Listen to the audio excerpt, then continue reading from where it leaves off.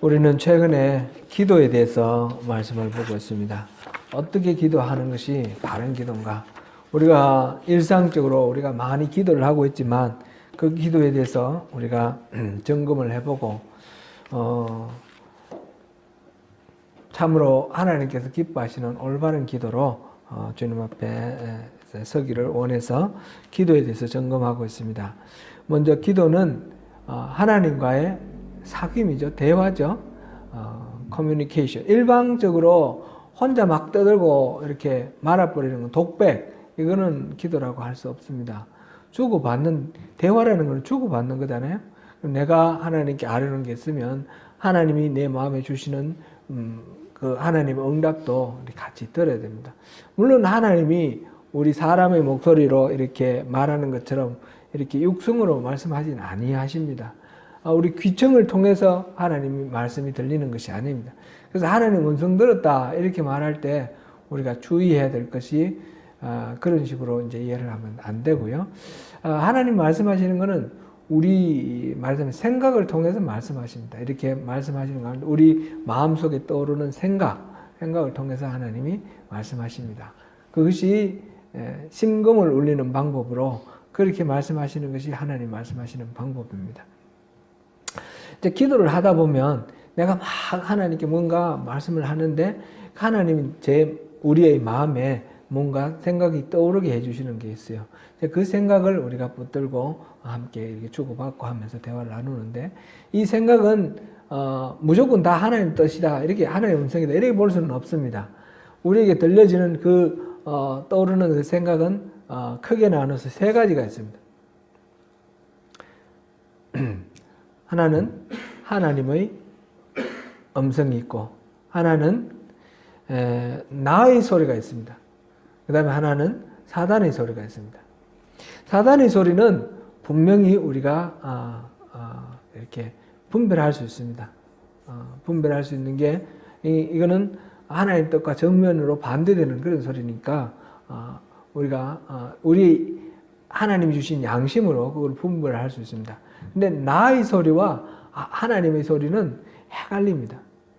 내가 강력하게 뭔가 원하는 게 있으면 그게 하나님 소리처럼 그렇게 들리기 때문에 우리가 그거를 항상 주의를 하면서 내가 자기를 부인하며 하나님의 음성 듣는 그런 것을 계속해서, 이거는 훈련을 통해서 계속해서 분별하는 연습을 하고 단련되는 그런 과정이 필요합니다.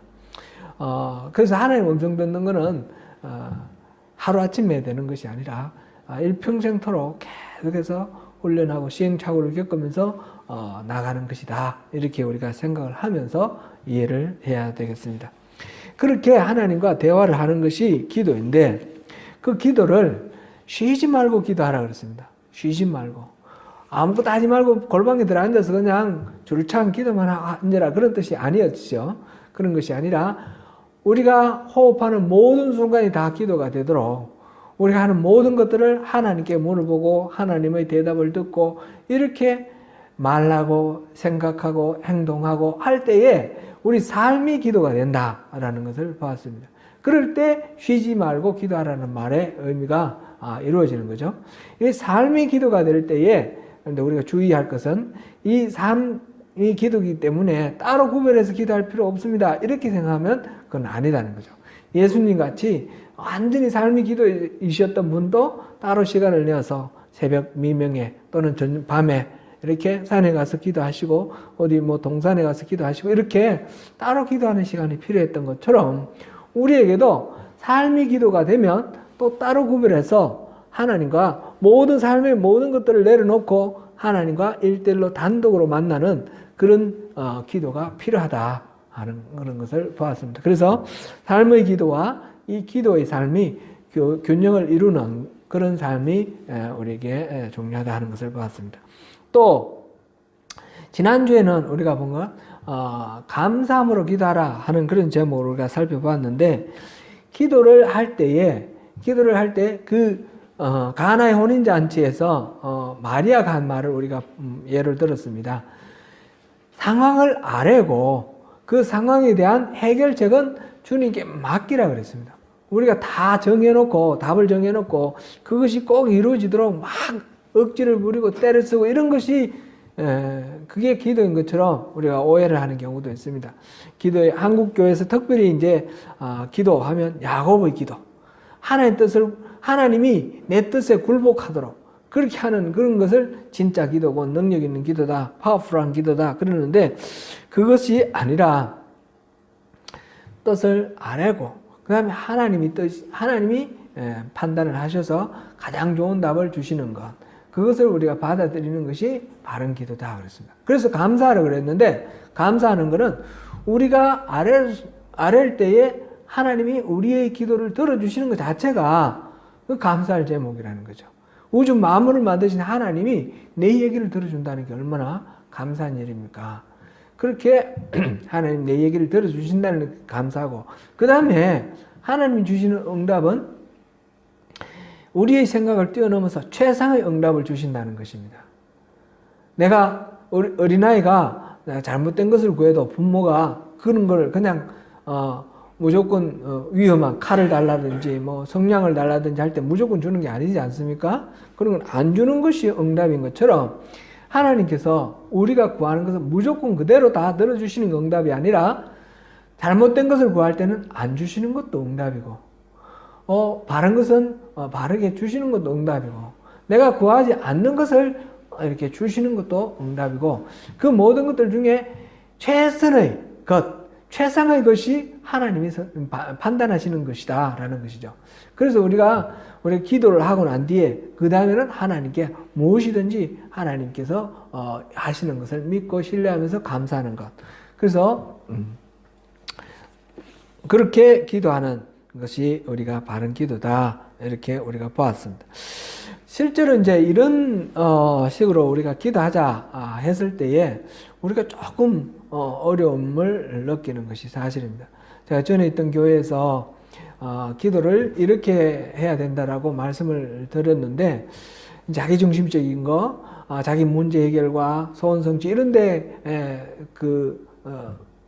관심을 두고 기도하지 말고 하나님 뜻을 구하고 하나님이 말씀하시는 대로 그렇게 우리 살아가는 그 삶을 결단하는 그런 기도를 하자 이런 말씀을 드렸더니 기도할 게 없다라는 거예요.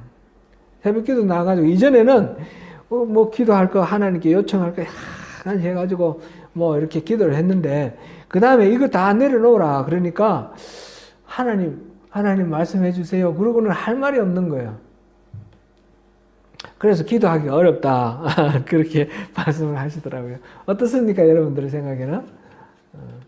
네, 그렇게 생각할 수도 있겠으나 그것이 실질적으로 그것이 어떻게 적용되느냐 따져보면 좀 우리가 그렇게 생각할 필요는 없습니다.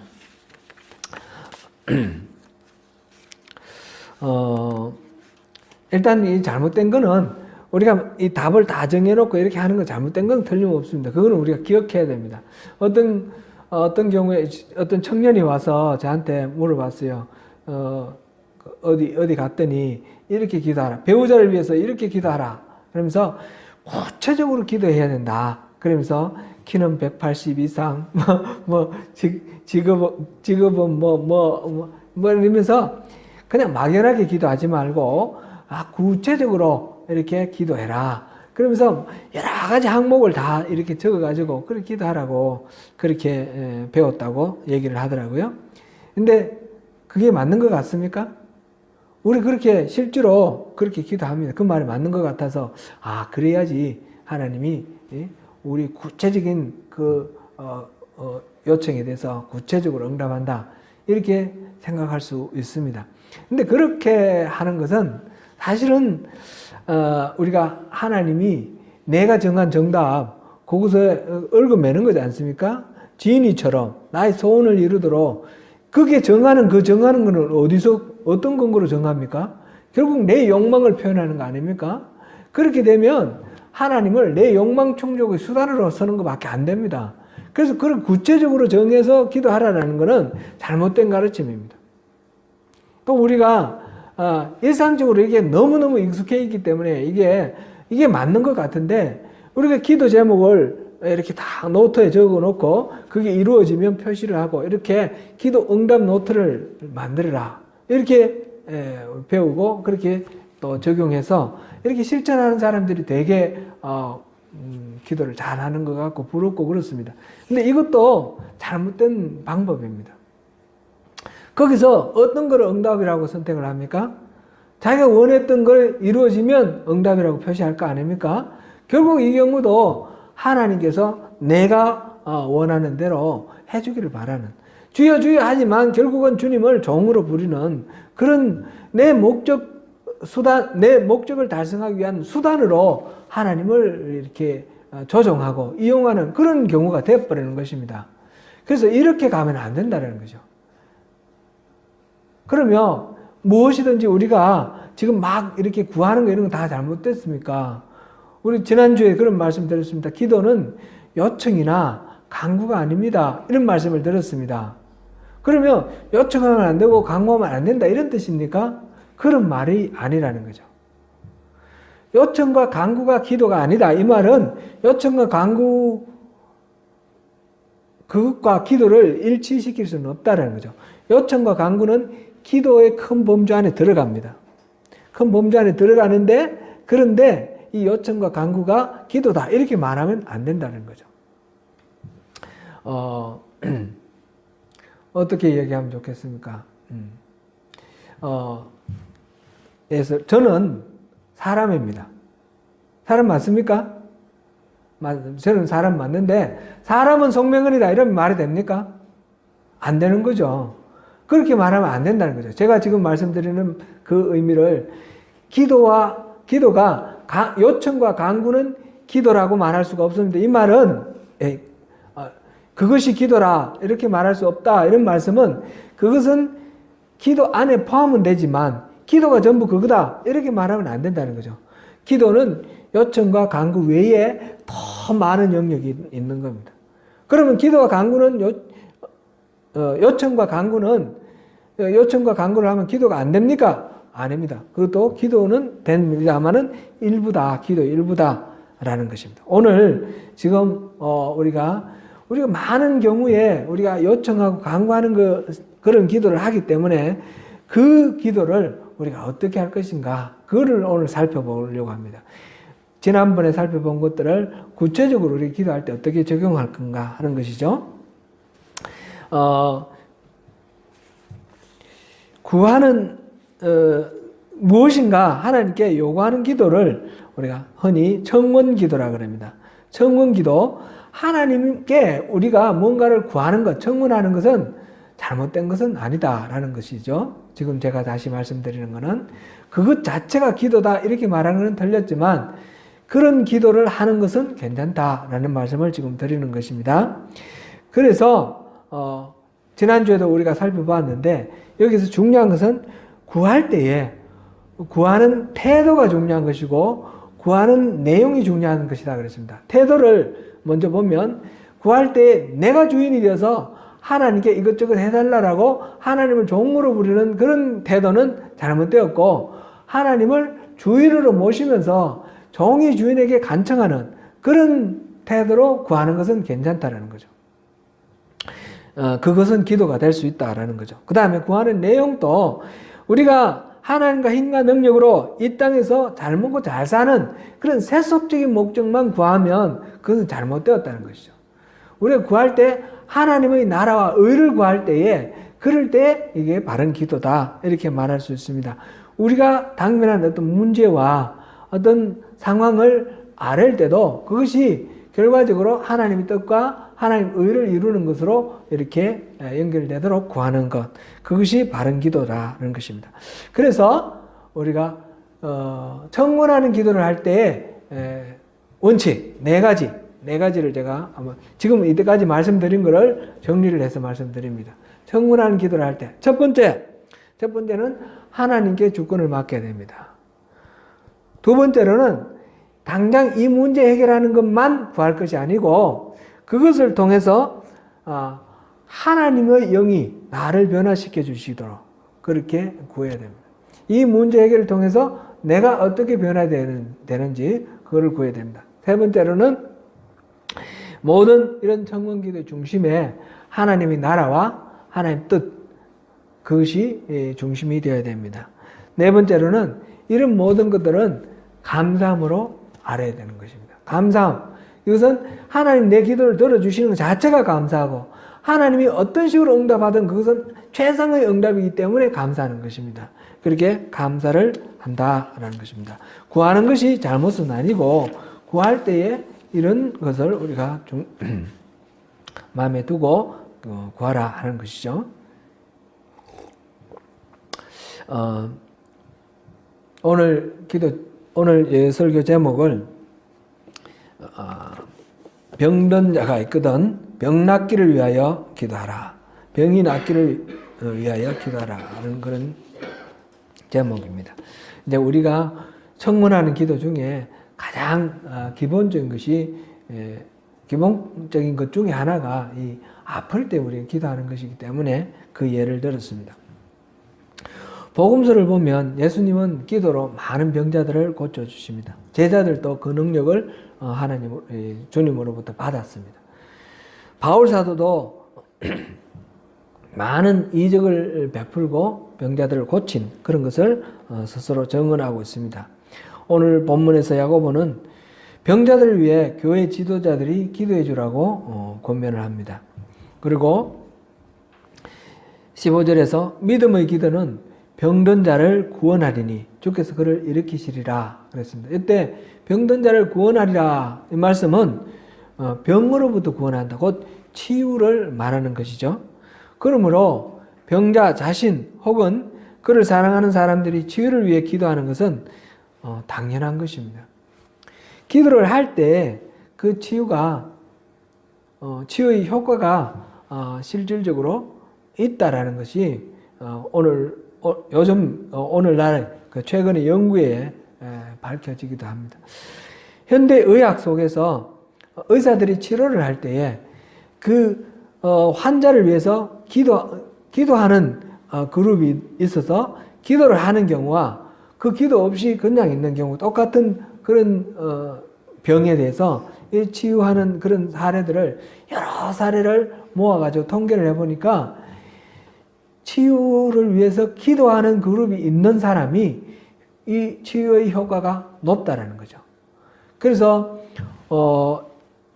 오늘날은 특별히 미국 같은 데서는 치유하는 데 있어서 기도의 역할을 높이 평가를 하고 의과대학에서 과정 속에서도 이 치유를 위한 기도에 대한 그런 과정이 들어있다고 합니다. 그래서 경우에 따라서는 대체의학으로 이 기도가 들어가 있기도 하고요. 현대의학을 이렇게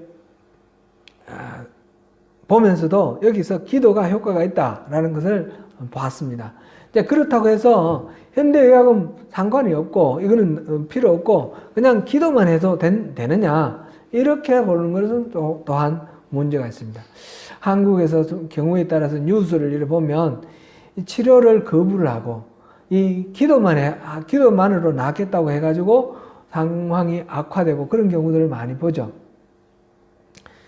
그것은 좀 무모한 경우다 이렇게 볼 수 있고 스티브 잡스 같은 경우도 치료를 받다가 나중에 그거는 이제 이 기독교의 기도하고는 좀 다르지만 다른 방식으로 이렇게 치료를 하고 이런 경우를 보는데 이 현대의학 외에 바깥에 이런 영역이 있다라는 것도 우리가 이해를 하고 그렇다고 해서 이 양자택일할 것은 아니고 둘이 병행되어야 된다라는 것을 우리가 이제 생각하면 좋겠습니다. 기도함으로 치유를 경험할 때에 먼저 우리 믿음이 생기는 그런 효과를 봅니다. 제가 경험한 것을 이렇게 보면 예전에 어떤 성도가 생각이 납니다. 그분의 부인이 굉장히 열심히 기도하는 그런 분이었는데 그 남편은 예수를 믿지 않아요. 교회는 나왔습니다. 교회는 나오는데 이제 인간적인 의리 이것으로 교회를 나오는 거예요. 특별히 이제 저를 많이 도와줬습니다. 저를 많이 도와줬는데 그 이유가 혼자서 저렇게 애쓰는 게 불쌍하다는 거죠. 불쌍해서 도와주는 거예요. 맨날 이제 새벽 기도 때도 나와가지고 의자도 놔주고, 그때는 의자도 새로 놓고, 치우고 이렇게 하는데 의자도 놓고 뭐 이러면서 열심히 도와주셔요. 근데 예수는 안 믿어요. 절대로 안 믿어진다고. 그렇게 얘기를 하고 이렇게 했는데 어느 날 이분이 열병에 걸렸어요. 몹시 열이 올랐습니다. 연락을 받고 제가 갔을 때 손을 잡으니까 손이 뜨끈뜨끈할 정도예요. 그리고 너무너무 아파가지고 팔을 들지를 못하는 거예요. 누운 상태에서 팔도 못 들겠는 거예요. 팔도 들 수 없다고 이렇게 해서 완전히 그냥 누워서 퍼진 그런 상태였는데 가서 우리 같이 기도하자고, 주님이 뜻하시면 주님이 고쳐주실 거다고 그러면서 손을 잡고 기도를 했습니다. 기도를 했는데 기도를 길게 한 것도 아니에요. 한 1분 정도 했을 겁니다. 1분 정도 했는데 손 잡고 기도를 하는데 손이 벌벌 끓던 그 열이 한 1분 정도 기도하는 사이에 순식간에 내려가는 거예요. 순식간에 내려가서 기도를 했을 때에 열이 다 내려갔어요. 평상으로. 그러고는 이분이 괜찮네. 그래서 벌떡 일어나서 배고파. 그러면서 가서 식사를 하시는 거예요. 그러더니 이분이 이 하나님 살아계신 거 맞네. 진짜 맞네. 그러면서 그 다음에는 믿기 시작하는 거예요. 그 다음에 뭐 몇 번의 더 그런 것도 있는데 이런 식으로 기도함으로 치유를 경험할 때에 믿음이 생기는 그런 경우들을 많이 봅니다. 그렇다고 매번 기도할 때마다 그런 일이 일어나는 게 아니죠. 제 경우를 보면 그런 일이 일어나는 경우는 오히려 드물고 대부분은 아무 일도 일어나지 않습니다. 그럴 때에 우리가 그거를 어떻게 받아들여야 되는가, 그게 참 또 중요합니다. 제가 이제 직접 아는 분은 아닌데 제가 오클랜드 와서 이제 말씀을 들었어요. 어떤 집사님한테 말씀을 들었는데 같이 이제 기도 사역 하던 한 장로님이 계셨어요. 근데 이분에게 신유의 연사가 있어서 함께 기도할 때에 병자들이 낫는 그런 기적을 경험을 했습니다. 그런데 어떤 분이 좀 심한 불치병에 걸렸습니다. 암이었던 것 같습니다. 그런데 그분을 위해서 함께 모여서 열심히 기도를 했는데 좀 낫는 것 같다가 악화되어서 나중에 이분이 그냥 세상을 떠나버렸습니다. 기도를 하면 나을 줄 알고 기도를 했는데 이분이 그냥 세상을 떠나니까 이 장로님이 낙심이 되어가지고 그 다음부터 기도 사역을 하지 않습니다. 지금도 하지 않는다고 그래요. 이 과정을 지켜본 이 집사님이 너무 큰 충격을 받았습니다. 그렇게 기도해가지고 안 나오면, 그러면 기도 다시 안 하는 것 같으면, 그럼 뭔가 기도가 주문인가? 마술인가? 저 장로님이 저렇게 기도했으면 반드시 뭔가 나타나야 되는가? 이런 게 그거 아닐 것 같은데 자기가 너무너무 존경하고 따르던 장로님이 그 환자의 죽음 때문에 실망하고 낙심하고 좌절하는 걸 보고 그냥 이분도 그 장로님에게 실망을 해버린 거예요. 그런 경우 이제 우리가 앞에서 우리가 봤던 것처럼 우리가 아뢰고 우리 상황을 아뢰고 우리 간절한 소원을 또 아뢰는 거죠. 병 낫기를 구하는 거죠. 그런데 이분의 병을 낫게 하지 않고는 누구의 소관입니까? 기도를 들으시는 하나님의 소관입니다. 하나님이 알아서 고쳐주시면 낫는 것이고 할렐루야 감사하는 것이고, 그렇지 않으면 하나님 데려가시는구나 우리가 받아들이면 되는데, 그것 때문에 낙심하고 좌절하고 이런 것은 하나님을 온전하게 신뢰하는 기도라 말할 수 없습니다. 예전에 제가 기도원에서 기도를 할 때에 어떤 분이 오셔서 이제 기도를 하시는데 그 중에 이제 목사님이 한 분 계셨어요. 그분은 간암으로 복수가 차서 이렇게 만삭이 돼서 이렇게 오셨는데, 그분은 큰 교회에서 사역하셨고 교단에서도 일을 많이 하신 그런 유명 인사였어요. 학문적으로도 업적을 남기신 그런 분이었어요. 믿음이 아주 대단하고 훌륭한 분으로 그렇게 알고 있는 그런 분이 오셨는데, 이제 병원에서는 가망성이 없다. 그러니까 이제 기도원에 와서 기도를 하는 거죠. 근데 기도를 하는데 그 기도를 위해서 이렇게 보이는 여러 가지 행태가 참 너무너무 안타까웠어요. 기도원의 원장을 이렇게 막 우상화하고, 이분이 예수다고 막 이렇게 말하는 거. 자기가 이제 병을 나아야겠다는 그런 절박감 때문에 그 기도하는 그 원장을 막 떠받들고 막 이렇게 하는 것이 참 이상했어요. 납득이 안 됐어요. 제가 아직 믿음이 연약할 텐데. 그래서 기도를, 제가 그분을 위해서, 거기에 있는, 기도원에 있는 모든 분들이 함께 기도를 하는데, 그분을 위해서 이제 중보하면서 기도를 하죠. 그 목사님을 위해서 기도하는데, 하나님의 마음을 이렇게 비춰주시는 것 같아요. 근데 하나님의 마음은 너무너무 슬프다는 거예요. 제 생각 속에 그 하나님의 마음이 이렇게 이제 전달되는데, 하나님이 너무너무 슬프다. 저 목사로 인해 내가 슬프다. 그런 말씀이에요. 그 무슨 뜻인지 이렇게 물어보고 이랬더니, 내가 부르는데, 이 천국에 이 땅의 삶을 이제 그동안에 잘했고, 이제 마치고 나한테로 오라고 부르는데, 왜 저렇게 오기 싫어하냐. 특별히 목사가 저렇게 죽기 싫어하고, 저렇게 하나님이 부르시는데 그렇게 오기를 마다하면 이 세상 사람들이 뭘 믿겠느냐라는 그런 마음, 그런 거를 이렇게 막 하나님이 슬퍼하시는 그런 것을 막 이렇게 보여주셨어요. 여러 가지 그 외에도 좀 이렇게 복합적으로 좀 이렇게 좋지 않은, 결론 아름답지 못한 그런 모습을 이렇게 보여줬습니다. 우리가 치유를 위해서 기도를 한다라는 것은 반드시 하나님이 내가 기도했으니까 들어주셔야 된다. 그건 아니죠. 우리가 간절한 마음으로 구하고, 그 다음에 우리가 아뢰고 해결책은 주님께 맡긴다. 그 원칙을, 우리 지난주에 봤던 그 원칙을 우리가 이렇게 모든 기도에, 우리가 구하는 간청의 기도에 다 적용을 해야 됩니다. 그래서 정답을 내가 드리는 것이 아니라 정답은 하나님께 있습니다. 그렇게 해야 되겠습니다.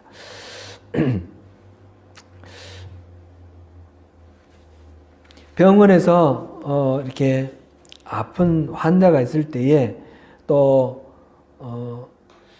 이제 기도하면 하나님께서 들으신다라는 것을 너무 많이 이렇게 확신을 해서 아예 이제 진단도 안 받고 병원에 안 가는 그런 경우들이 있는데, 일단은 정상적으로 진단을 받고 이렇게 하는 것이 마땅하다라는 말씀을 드립니다.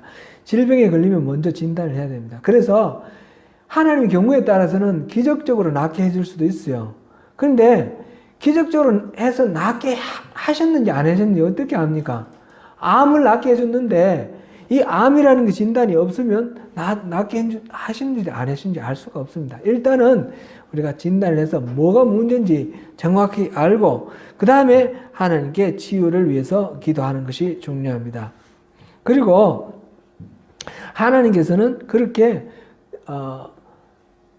아주 극적인 방법으로, 기적적인 방법으로 병을 제거하시는 경우보다는, 그런 경우도 영 없는 것은 아니겠지만 대부분의 경우는 아주 점진적으로 그렇게 병을 치유하십니다. 말하자면 의사의 그 의술을 통해서. 이 의학의 발달은 하나님이 우리에게 주신 하나님의 그 지혜, 하나님 우리 인간에게 주신 지적인 능력, 이것들이 다 발휘되어서 축적되어서 나오는 것이기 때문에 이것도 하나님의 은혜입니다. 그래서 그렇게 치유를 받도록, 그래서 의사의 지혜와 손길을 지켜주시고 바르게 정확하게 진단하고 정확하게 치료할 수 있도록 우리가 구해야 되며 약을 먹든지 치료를 하든지 그것이 바른 효과를 얻도록 우리가 기도하는 것입니다. 그래서 점진적으로 치유가 일어나는 과정 속에서 또 병상의 여러 가지 투병 속에서 또 하나님 은혜를 구하지 않습니까? 제 친구가 군에 가서 다쳐서 1년 반을 병원에 입원해 있었습니다. 1년 반을 병원에 입원해가지고 말하자면 이제 제대할 시간을 지나고 계속 병원에 있는 거예요. 그래서 6개월 제대할 그 시점보다 6개월을 더 병원에 군인 병원에 있다가 그렇게 이제 퇴원했는데 그 친구가 이제 그런 얘기를 하더라고요. 자기가 병원에 있는 1년 6개월 동안 너무 이제 아프고 고통스러운 그런 경험을 많이 겪고 막 괴롭고 막 그냥 죽어버리고 싶을 정도의 그런 엄청난 고통도 많았지만 그 과정을 통해서 내가 하나님을 알게 되었고 내가 하나님과 가까워졌다. 그 1년 6개월이 결국은 나를 살리는 기간이었다. 그런 이야기를 한 것이 기억이 납니다. 사람마다 이제 여러 가지 다르겠지만 하나님께서 다양한 방식으로 우리에게 은혜 주시고 우리에게 또 가까이 해주시는 그런 것을 또 병의 그 과정 속에서도 우리가 경험하게 됩니다. 그래서 우리가 치유 기도를 할 때 우리가 생각할 것 조금 세 가지만 이렇게 들어서 우리가 살펴보고 오늘 치유 기도를 같이 한번 해볼까 합니다. 첫 번째 치료 기도는 전 과정을 통해서 하나님과 더욱 친밀해질 것을 구하는 그런 기도여야 합니다. 하나님의 뜻이 분별되는 것이 최우선입니다. 하나님은 특별히 은사를 주시고 우리의 기도를 통해서 치유하실 때가 있습니다. 그러나 그런 경우에 잊어서 안 되는 사실은 은사가 있어서 기도하는 자의 능력에 의해서 이것이 치유가 일어나는 것이 아니라 기도를 들으시는 하나님이 치유해 주셔서 그 일이 일어난다는 것입니다. 그렇기 때문에 그런 기도를 할 때도 하나님 뜻을 분별하는 것이 항상 맨 먼저 중요한 것입니다. 사도행전 9장 40절을 보겠습니다. 제가 읽어드리겠습니다. 베드로가 사람을 다 내보내고 무릎을 꿇고 기도하고 돌이켜 시체를 향하여 이르되 다비다야 일어나라 하니 그가 눈을 떠 베드로를 보고 일어나 앉는지라. 욥바라는 도시에 도르가라고도 하고 다비다라고도 하는 여자 성도가 있었습니다.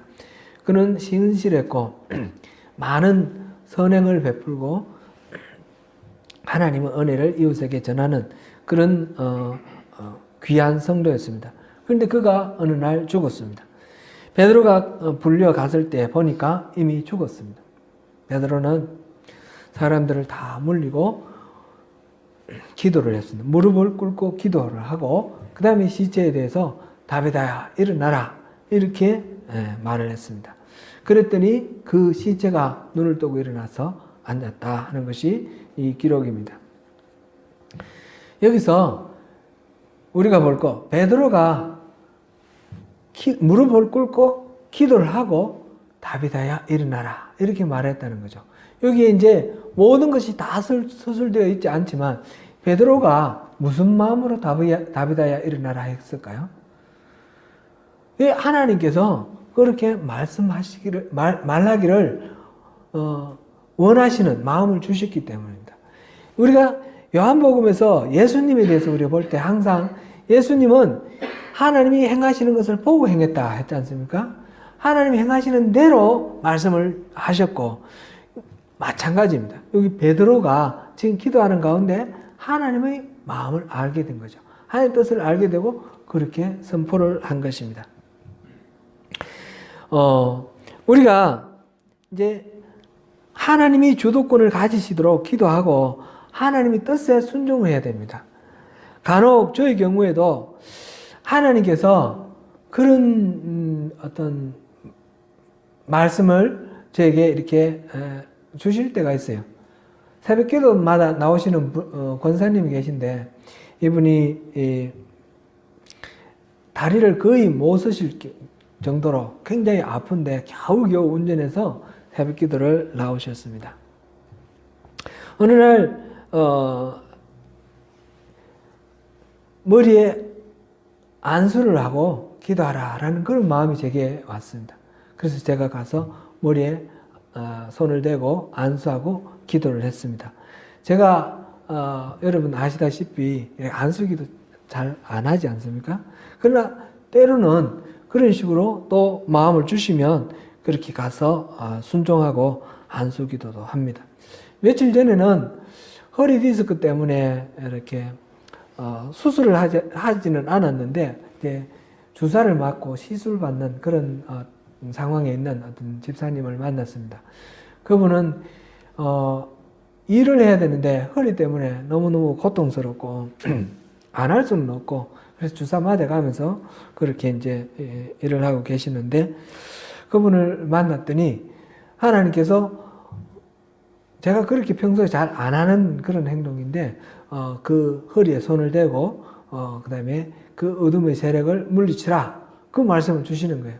그래서 제가 손을 대고 그분께 양해를 구하고 손을 대고 그렇게 기도를 했습니다. 모든 어둠의 세력들은 물러가라 그러면서 이 집사님에게 너희 분깃은 없다 그렇게 선포를 하면서 기도를 했습니다. 근데 그 집사님은 제가 그렇게 기도하는 걸 처음 봤을 겁니다. 처음 보셨을 거예요. 좀 그래서 좀 이렇게 좀 뭐라 그럴까요? 좀 당황스럽다 그럴까요? 그런 식으로 반응을 했는데 그렇게 하나님이 우리에게 요청하실 때도 있습니다. 여러분들 그럴 때 있죠?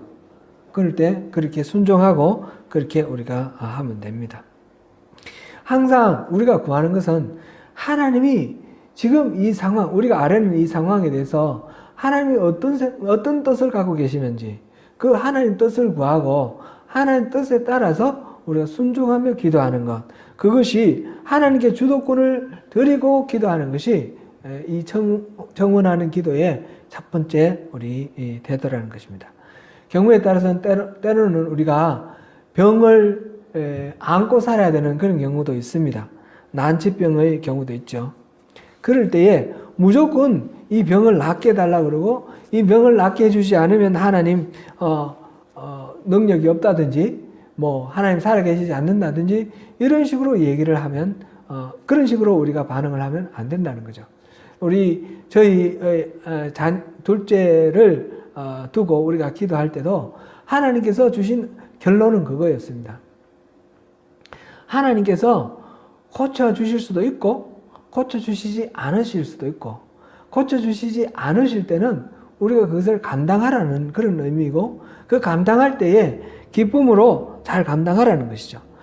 그래서 우리는 그런 난치병의 경우에 주여 우리로 하여금 이 병 때문에 주님을 잊거나 주님을 배반하지 않도록 주님 우리 믿음을 지켜달라고 그렇게 기도하고 주님의 능력으로 이 병을 잘 다스릴 수 있도록 관리할 수 있도록 조절해서 악화되지 않고 또 이렇게 잘못되지 않도록 그렇게 잘 관리할 수 있도록 기도하고 이 병을 통해서 우리가 더 단련돼서 주님의 뜻에 합당한 그런 사람으로 우리가 설 수 있도록 그렇게 도와달라고 우리가 그런 기도를 해야 될 것입니다.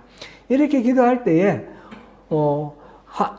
의식이 있는 환자, 난치병을 앓고 있는 의식이 있는 환자 같으면 스스로도 그런 가운데 성령님이 주시는 평강을 누리면서 그 평화 속에서 하나님이 주시는 치유의 능력을 더 이렇게 경험할 수 있게 되고 그런 과정 속에서 하나님과 더욱 친밀한 그런 삶을 살게 될 것입니다. 그래서 첫 번째로 우리가 이 치료의 그 과정을 통해서 하나님과 더 가까워지도록 그렇게 하나님 은혜를 구하는 그런 기도를 드려야 되겠습니다. 그리고 주도권을 하나님께 맡기며 하나님을 더 알고 하나님께 가까워지도록 그렇게 우리가 하는 그런 기도로 우리가 치유의 기도를 해야 되겠습니다. 두 번째로는 이런 기도를 통해서 하나님께서 우리에게 깨닫게 해주시는 것이 있을 것입니다. 경우에 따라서는 오늘 본문에 보니까 각자 자기 서로 죄를 고백하고 병낫기를 위하여 기도하라 그랬습니다. 죄를 생각나게 해줄 수도 있고 꼭 죄라고 말할 수 없더라도 우리의 삶 속에서 이 병을 유발하는 잘못된 그런 것들이 있을 수가 있습니다. 오늘날 현대의 질병의 원인은 대략 한 5가지로 분류할 수 있습니다.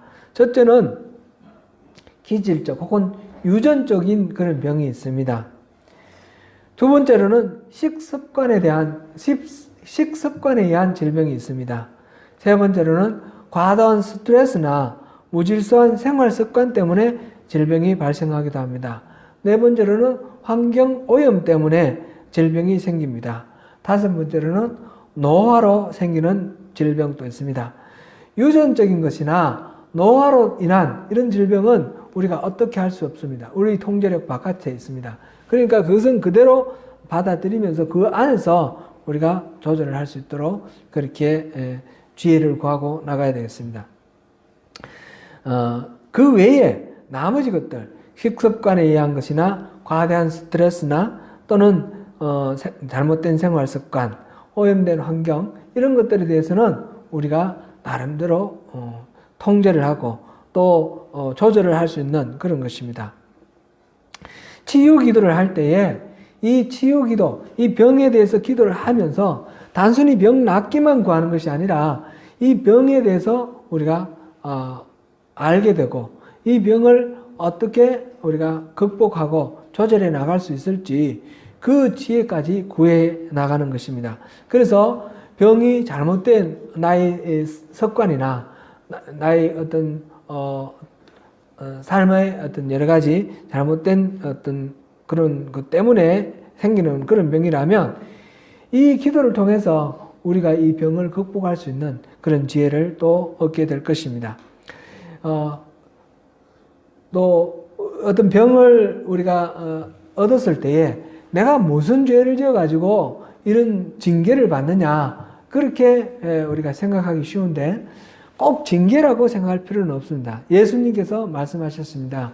제자들이 날 때부터 소경된 그런 사람을 보고 저 사람은 누구의 죄 때문에 소경이 되었습니까? 자기의 선조 아버지의 죄 때문입니까? 자기의 죄 때문입니까? 그랬을 때 예수님께서는 자기의 죄도 아니고 조상의 죄도 아니고 하나님의 영광을 보기 위해서 그렇다라는 말씀을 하셨습니다.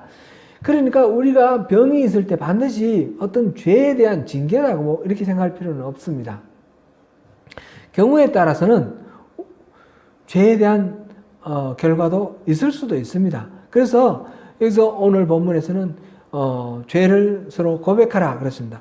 죄가 꼭 징계를 유발하는 그런 죄일 수도 있겠지만 그것보다는 우리가 질병을 유발하는 잘못된 어떤 생각이나 어떤 잘못된 생활 습관 이런 것이 그 자체가 하나님 주신 생명을 온전하게 보존하고 지킬 그 책무를 이렇게 저버린 그것도 하나의 죄라고 볼 수 있겠죠. 그런 차원에서 우리가 볼 수 있겠습니다. 그래서 서로 회개하고 서로 병낫기를 위하여 기도하라 이런 것에서 우리가 마음을 잘못 쓴다든지 행동을 잘못한다든지 이런 것이 없는지 그것을 통해서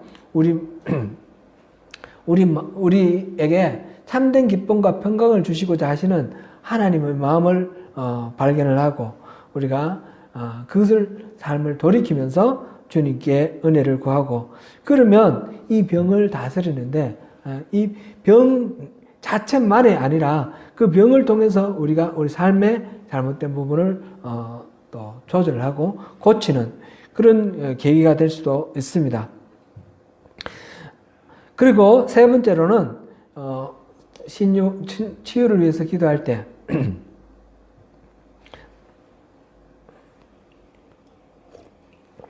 중보기도의 네트워크를 구축하라라는 것입니다. 나 혼자 이 모든 것들을 다 감당해야 된다는 것은 우리에게 너무너무 벅차고 절망적인 그런 경우가 많습니다. 나 이 어려움을 공감해주고 함께 기도해주는 이웃이 있다는 것이 엄청난 힘이 됩니다. 그래서 좀 어려운 질병이 있을 때는 함께 기도해주고 함께 기도하면서 기도에 대해서 하나님이 응답하실 때에 합력하여 기도하는 이 기도를 또 기쁘게 들으시고 하나님이 반응해 주실 것입니다. 그래서 함께 기도하는 중보기도의 네트워크, 이것을 통해서 하나님 더 깊이 또 체험할 수 있는 그런 기회가 될 것입니다. 사랑하는 성도 여러분, 오늘 본문에 보니까 의인의 간구는 역사하는 힘이 있다 그랬습니다. 하나님께 의지하는 자가 의인이라고 그랬습니다. 우리가 하나님 진짜로 신뢰하고 하나님을 의지하면서 기도할 때에 하나님 뜻을 구하고 하나님께 주도권을 맡겨드리면서 우리의 문제를 그렇다고 해서 문제가 있는데 안 그런 척하고 있는 것이 아니라 모든 문제, 큰 일이나 작은 일이나 하나님 앞에 가림 없이 낱낱이 구하면서 하나님께서 모든 것들을 하나님의 뜻에 맞게 그렇게 이루어 주시고, 특별히 건강을 통해서 우리가 하나님을 섬기는데 어려움이 없도록, 하나님 나라를 이 땅 위에 세우는 하나님의 일꾼으로서 우리 살아감에 어려움이 없도록 하나님 우리에게 건강 주세요, 이 질병 고쳐주세요, 우리가 구할 때에 하나님이 또 응답하시고 역사하시는 능력이 있을 것입니다. 하나님을 더욱 의지하면서 하나님 은혜로 질병으로부터 치유받고 건강한 몸과 마음으로 주님의 몸된 교회를 섬기고 하나님 나라를 확장해 나가는 킹덤 빌더로서 힘차게 살아갈 수 있도록 하나님 뜻을 구하시고 치유를 구하시며 함께 기도하십시다. 치유의 기도를 통해서 하나님 마음을 더욱 세밀하게 알고 느끼며 주님의 은혜와 능력을 누리시는 저와 여러분 되시기를 축원합니다.